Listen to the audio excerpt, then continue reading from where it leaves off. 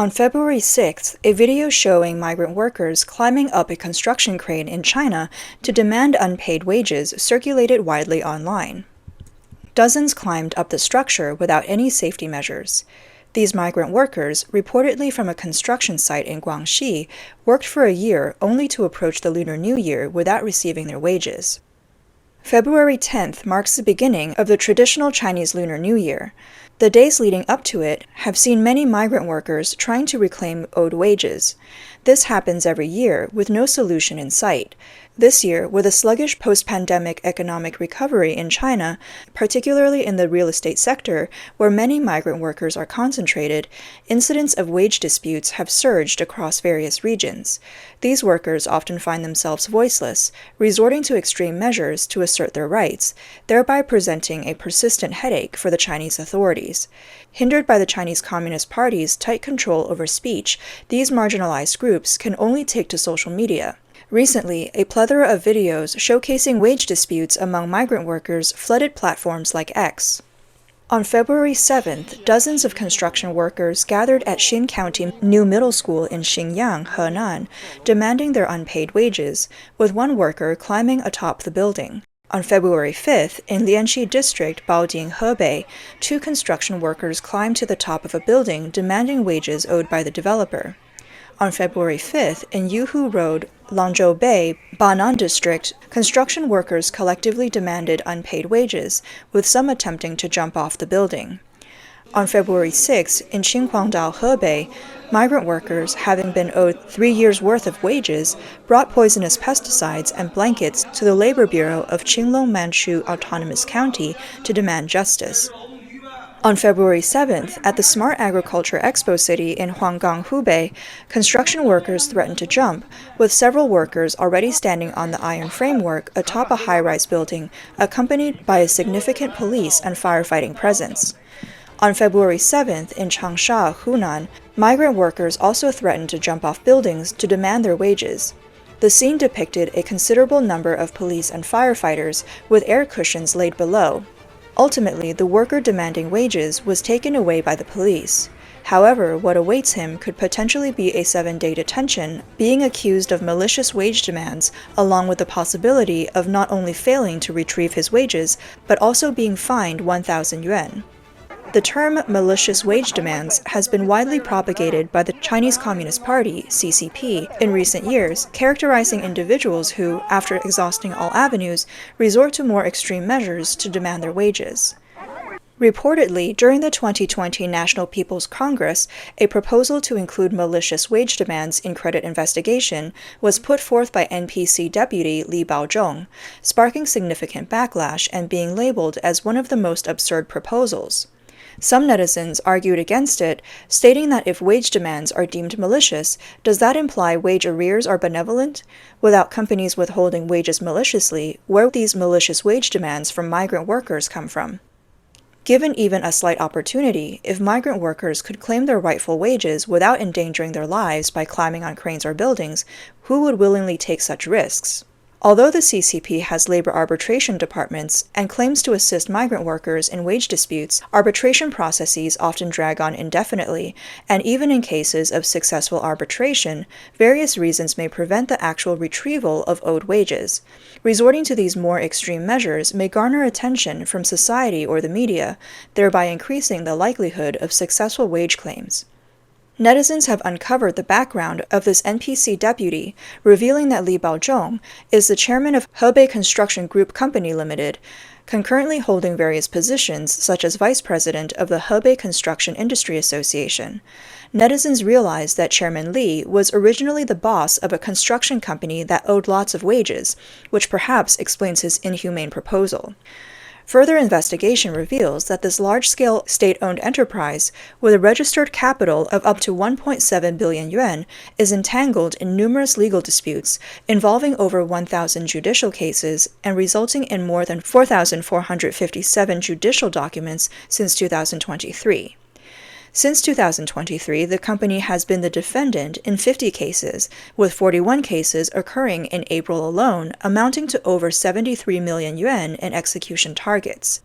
In other words, this company refuses to fulfill its obligations even after losing in court, paying out only after court enforcement. Additionally, a particularly noteworthy piece of information indicates that on March 28, 2023, the company was fined 100,000 yuan by the Taiyuan Municipal Human Resources and Social Security Bureau for failing to use a dedicated account for migrant workers' wages as required. The true interests represented by this so-called NPC deputy are now glaringly obvious. However, it's precisely due to this proposal that subsequent wage disputes among migrant workers have become even more challenging. According to an article published by a government WeChat account in a political affairs office in Hezuo City, Guangxi Province, on February 6, 2021, it was revealed that the day before, the police dealt with a wage dispute incident where a subcontractor climbed a crane to demand wages. The article stated that law enforcement agencies will adopt a zero-tolerance policy toward illegal acts such as using extreme methods to demand wages under the guise of wage arrears and will crack down hard on malicious wage demands. Human rights lawyer Cheng Guangcheng once pointed out in an article, repaying debts is a universally recognized moral obligation. However, after over 70 years of dictatorship under the CCP, and under the guiding principle of stability overrides everything, which essentially prioritizes maintaining the CCP's dictatorship above all else, the concept of repaying debts has been distorted and slandered as malicious wage demands. It's common sense that if there's even a glimmer of hope, why would the subcontractor choose to climb a crane at such risk to demand payment? The reason why those who purposely withhold wages are allowed to escape punishment is because there is no accountability within their own community. There are also many desperate migrant workers who for their wages. On February 7th, workers wept and knelt before the boss of Zhongnan Junqi, a developer who had repeatedly refused to pay their wages. A fellow worker nearby said, "You can't kneel, they don't deserve your kneeling." A distraught man said, "I want my money, I want to go home." The scene showed a large number of migrant workers gathered in the office. Outside, many workers carried luggage with backpacks bearing the words, "Zhongnan Junqi, pay our hard-earned wages, let us go home for the new year." On February 8th, in Urumqi, Xinjiang, at Tonghang Logistics Industrial Park and Fuyang Labor Service Company, migrant workers from other regions gathered at the Labor Arbitration Office to demand unpaid wages. A worker tearfully appealed to the police. "You also have families to support. You're human beings too. Can't you understand our situation? We're just migrant workers trying to get our wages back. We're not breaking the law." The police on the scene listened silently, perhaps understanding the plight and helplessness of the migrant workers, yet powerless to act. There were also more migrant workers holding banners to demand wages. A video from February 8th showed several dozen migrant workers in Meizhou, Guangdong, gathered at the Second Traditional Chinese Medicine Hospital of Meizhou, holding a white banner with black characters, demanding unpaid wages from the hospital. On February 6th, in Puyang, Henan, workers from the China Construction 5th Engineering Division Corporation protested 2 years' worth of wage arrears, gathering at the office of the site leader to demand payment. The video showed several individuals pacing the corridor of what appeared to be an office building. One man said despondently, "We've been working for 2 years, and they still haven't paid us. Where is their conscience?" Public records show that China Construction 5th Engineering Division Corporation Limited is a state-owned enterprise and a backbone member of China State Construction Engineering Corporation, one of the world's largest construction and real estate conglomerates and a Fortune Global 500 company with nearly 50 years of history. On February 7th, in Pixian District, Chengdu, Sichuan, construction workers at a development site blocked the road to demand unpaid wages and were suppressed by the police. Multiple workers were taken away by the police.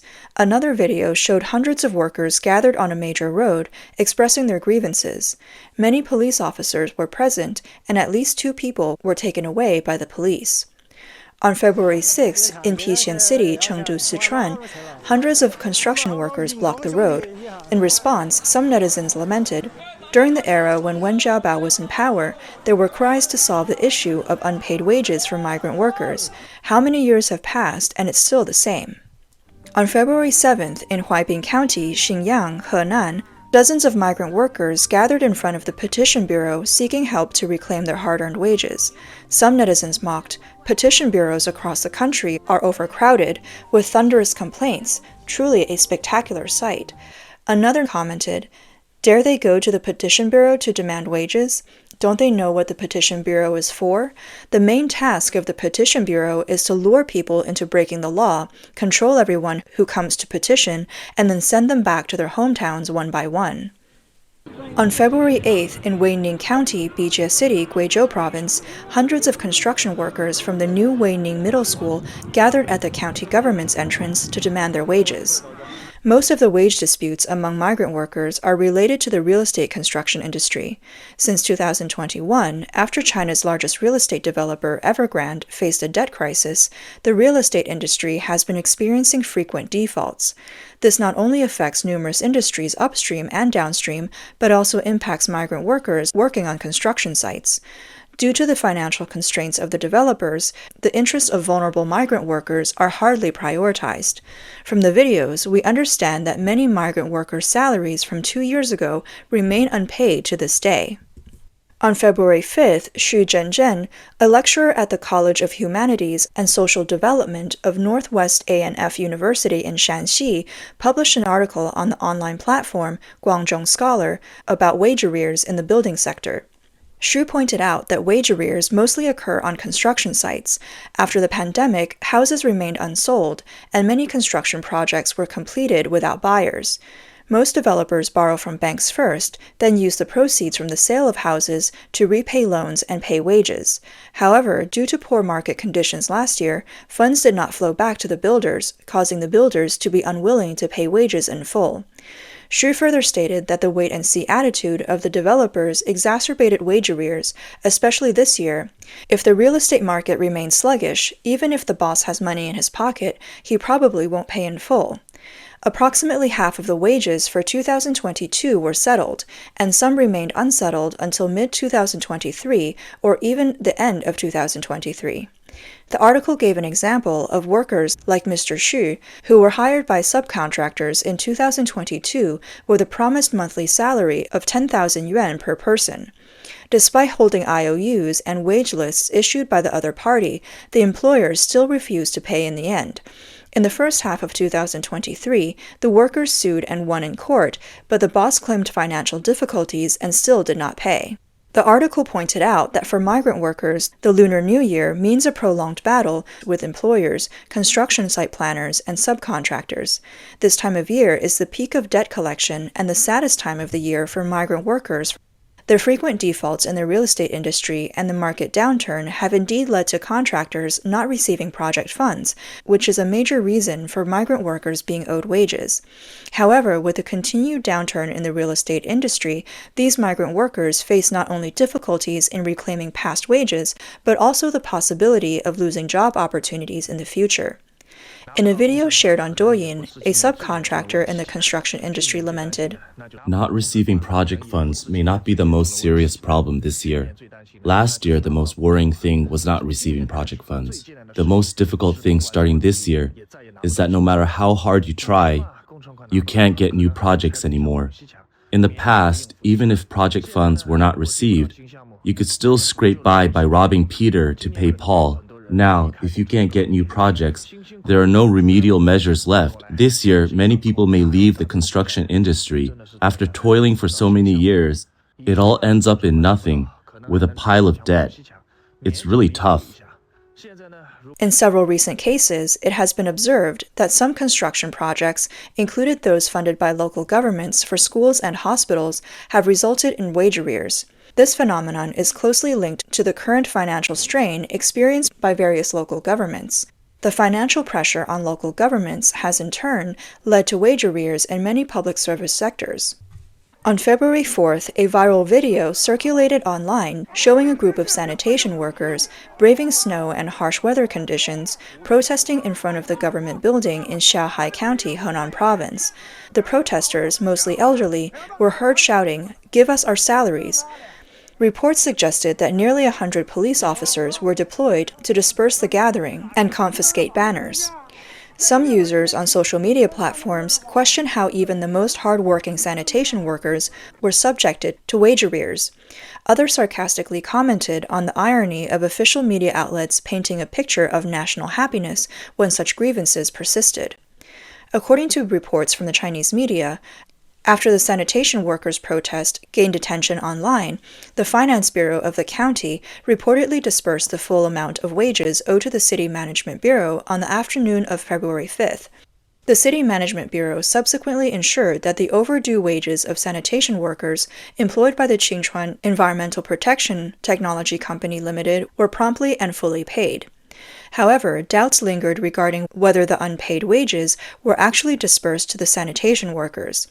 On February 7th, attempts by journalists to verify the situation through phone calls were unsuccessful, as relevant authorities remained unresponsive. Furthermore, it was noted that the official hotline number provided for reporting such issues turned out to be invalid. Commenting on the situation, some netizens remarked cynically that the sanitation workers protested in the morning and by the afternoon the money miraculously appeared. They lamented the challenges faced by those struggling to make ends meet, suggesting that even the wealthier class was not spared from financial difficulties. The issue of wage arrears among migrant workers has long been a headache for the Chinese authorities. With a sluggish post-pandemic economic recovery and the downward trend in economic growth prospects, the authorities have recently pledged to wholeheartedly address the issue of wage arrears among migrant workers. However, this reactive approach of addressing severe problems as they arise falls short of resolving the root issues. Li Qiang, the founder of China Labor Watch headquartered in New York, highlighted the grim economic situation in China, with industries such as construction experiencing downturns, resulting in widespread and severe wage arrears among migrant workers this year. He attributed the wage arrears to various entities, including construction industry employers who themselves were owed by local governments, state-owned enterprises, and national development projects. When local governments struggle with mounting debts and lack the funds to pay for construction projects, employers are left with no choice but to withhold wages from migrant workers. Therefore, Li argued that the CCP's promotion of severe punishment for malicious wage arrears and other illegal activities amounted to mere rhetoric, as it fails to address the culpability of local governments and state-owned enterprises.